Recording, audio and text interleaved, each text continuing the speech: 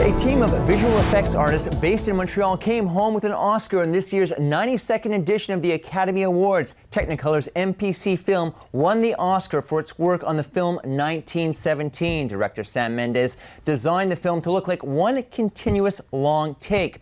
It took months to handcraft the seamless transitions. MPC had about 600 artists working on the film, designing everything from digital set extensions to fire and water simulations. And 1917 did beat a tough selection, including The Avengers, Endgame, Star Wars, The Rise of Skywalker, and The Irishman. Joining me now in studio are a couple of representatives of the company. Leah Beavers is the Global Head of Creative Operations, and Jules Bodenstein is the Environment Supervisor at MPC Film. First of all, thanks very much for joining us. Congratulations on the Oscar.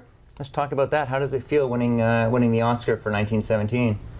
Thank you very much. Yeah, I mean, it's a hugely gratifying thing. We're all very excited at MPC to have won that one. So yeah, it means a lot to us. And we were talking about, prior to coming into studio, and just what I mentioned off the top, the months of work, of prep. You're saying like 7 months of work, Jules? Just talk a little bit about that. Yeah, I mean, there was, from the start of the visual effects to the end was about 7 months.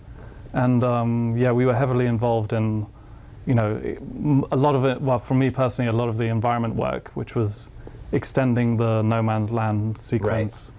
Adding craters in where they wanted to add extra danger, and also a lot of work in the river. So when the character falls in the river, we had to replace what they shot on set, which was a kayak kind of man-made river, where we had to actually replace all of the concrete with realistic-looking rocks.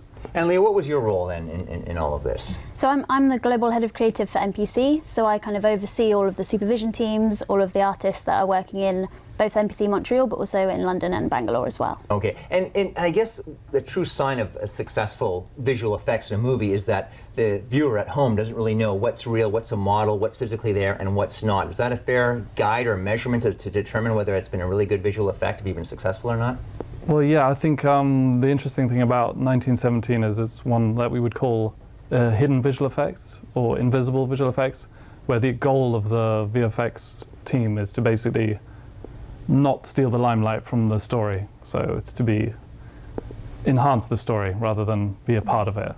So when they're walking through, like the trenches, for instance, or they're on the fields, like what's sort of there and what's not there? Give us, or any examples. Give us some examples. So, well, in No Man's Land, they basically on set, the on-set team built quite an extensive No Man's Land, which is actually it was an old airfield that they converted into No Man's Land, and it was our job to kind of extend that, so to build it into kind of the horizon line, and to add. And No Man's Land being, again, just with people who don't know, it's sort of like that buffer between the two forces, right? Between the Allied forces and the Germans, where no one sort of really goes because it's very sort of dangerous to go through, right? Yeah, that's correct. Between the two lines, the British and the German. So yeah. So physically, you said it's an airfield. So, but you said there are some craters that were there. Others were CGI, computer generated. Absolutely, yeah. The on-set photography, there was a lot of stuff that was built for real on set, and we were enhancing and extending for that.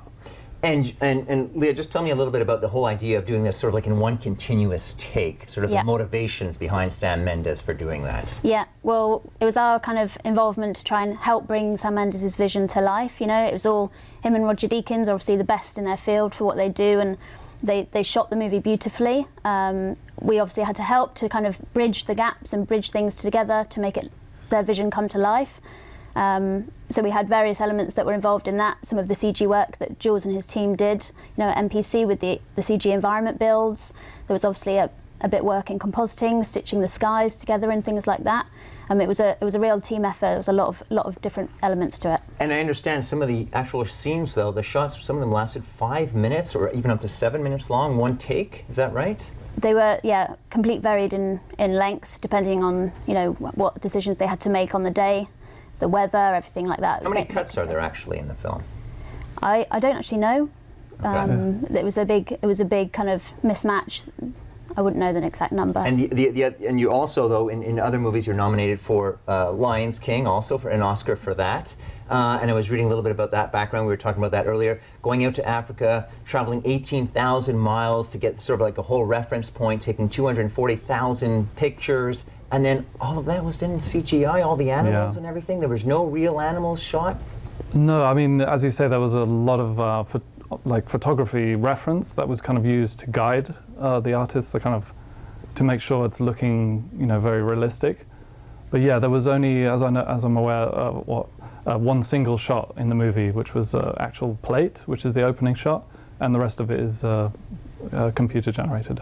Does every film and all the different visual effects, and depending on what the director wants, do they all bring their own sort of challenges that you have to deal with, or is it sort of, common nature now is there like a set formula, or does every film have its particular challenges? I think, every film has its own unique kind of challenges, as you say. The Lion King and Jungle Book were quite similar in its scope for the environment department. Okay. Because it was, realistic looking natural environments.